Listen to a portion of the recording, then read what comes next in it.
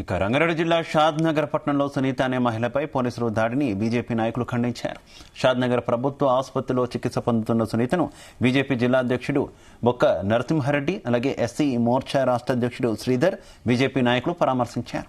సునీతపై third degree ప్రయోగించిన పోలీసులపై SC ST atrocity case నమోదు చేయాలని డిమాండ్ చేశారు బొక్క నరసింహారెడ్డి.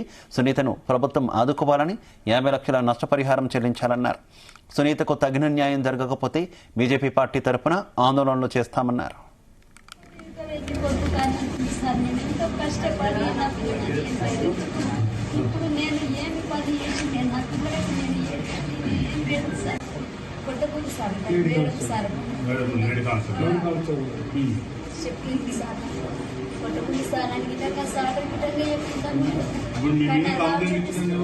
నాగేంద్ర సార్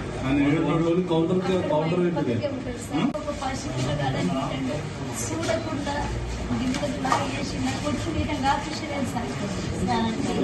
ఆ సార్ రామరెడ్డి సార్ ఏమైతుంది ఆపరేషన్ అయితే పుట్టుకొచ్చిపోతే సార్ పుట్టుకొచ్చిపోతే ఇంకా వెళ్ళిపోతు కానీ అంటుంది సార్. నేను ఎంతో కష్టపడి నా పిల్లలకి ఇప్పుడు నేను ఏమి పని చేసి నేను నా పిల్లలకి నేను ఏం లేదు సార్.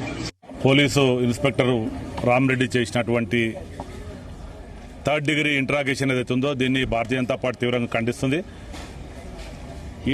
ఈ సమాజంలో తలెత్తుకునేటటువంటి పరిస్థితి లేకుండా ఒక దళిత మహిళ పట్ల ఈ విధమైనటువంటి వ్యవహారం చేస్తే ఈ కాంగ్రెస్ ప్రభుత్వం నిమ్మకు నీరెత్తినట్టు ఏదో సస్పెండ్ తోటి సరిపుచ్చింది. దీన్ని మేము భారతీయ జనతా పార్టీ తరఫున రాబోయే రోజుల్లో మేము తప్పకుండా దీని మీద ఉద్యమం చేస్తాం. ఎవరైతే ఈ బాధితురాలు ఉందో ఆమెకు న్యాయం జరిగే వరకు మళ్ళొకరికి ఈ రాష్ట్రంలో మళ్ళొకరికి ఇటువంటి పరిస్థితి జరగకుండా దీన్ని మేము ఎస్సీ కమిషన్ దగ్గరికి కానీ మేము పోలీసు ఎవరైతే డీజీపీ వాళ్ళతోటి కూడా మేము కంపల్సరీ మాట్లాడతాం. ఈరోజు పోలీస్ వ్యవస్థ ఫ్రెండ్లీ పోలీస్ అని చెప్పి ఇటువంటి థర్డ్ డిగ్రీ ఉపయోగించి ఈరోజు చేస్తూ ఉన్నారు. దొంగతనం పేరు మీద నెపం పెట్టి ఈరోజు ఇబ్బంది పెట్టారు. కాబట్టి మేము భారతీయ జనతా పార్టీ తరఫున ఈరోజు పరామర్శించడానికి మా ఎస్సీ మోర్చా రాష్ట్ర అధ్యక్షుడు శ్రీధర్ గారు, అదేవిధంగా మాజీ రాష్ట్ర అధ్యక్షుడు కొప్పు భాష గారు, శ్రీవర్ధన్ రెడ్డి గారు, అందే బాబయ్య గారు, విష్ణువర్ధన్ రెడ్డి గారు అందరూ మా ఎస్సీ మోర్చా రాష్ట్ర నాయకులు అందరూ కూడా వచ్చి పరామర్శించడం జరిగింది. ఎవరైతే సునీత ఉందో గతంలో బీఆర్ఎస్ ప్రభుత్వం ఉన్నప్పుడు ఒక మరియమ్మ ఇన్సిడెంట్ కావచ్చు, వికారాబాద్లో జరిగినటువంటి ఒక మన అబ్బాయి మీద దాడి కావచ్చు, అనేక సంఘటనలు జరిగినాయి. కాంగ్రెస్ ప్రభుత్వం వచ్చిన తర్వాత దాన్ని పోటీ పడుకుంటూ ఈరోజు దాడులు చేస్తున్నటువంటి సంగతి మనం చూస్తూ ఉన్నాం. కాబట్టి ఒక జై భీమ్ సినిమా తలపించే విధంగా షాద్నగర్లో జరిగినటువంటి సంఘటన ఏదైతుందో జై భీమ్ సినిమా తలపించే విధంగానే ఈరోజు కనిపిస్తూ ఉన్నది. ఒక సిఐ రామరెడ్డి అనే వ్యక్తి దొంగతనం చేసిందనే నెపంతో ఒక మహిళ సంబంధించినటువంటి వ్యక్తి మహిళ మీద ఒక సిఐ స్థాయిలో ఉన్నటువంటి డిటెక్టివ్ ఇన్స్పెక్టర్ రామరెడ్డి గారు థర్డ్ డిగ్రీ పేరు మీద ఆమెను బట్టలిప్పించి కొట్టినటువంటి విధానం ఏదైతుందో ఈరోజు తెలంగాణ రాష్ట్ర ముఖ్యమంత్రి రేవంత్ రెడ్డి గారే పూర్తి బాధ్యత వహించాలి. రేవంత్ రెడ్డి గారు ప్రతిసారి కాంగ్రెస్ ప్రభుత్వం వచ్చిన తర్వాత దళితులు ఉప ముఖ్యమంత్రిని చేసినాము, ఒక దళితులు స్పీకర్ని చేసినామని చెప్తా ఉంటారు కదా రేవంత్ రెడ్డి గారు. మీరు అమెరికాలో ఉండి స్పందిస్తూ ఉన్నారు ఏమని, మేము సునీతకు న్యాయం చేస్తాం, సునీత పక్షాన ఉంటుంది ప్రభుత్వం అని చెప్పేసి.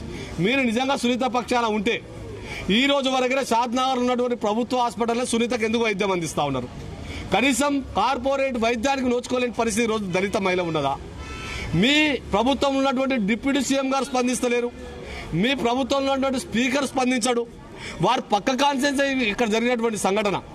కాబట్టి మీరు దళితులను మోసం చేసే ప్రభుత్వం ఏదైనా ఉందంటే అది కాంగ్రెస్ ప్రభుత్వం, రేవంత్ రెడ్డి గారి ప్రభుత్వం.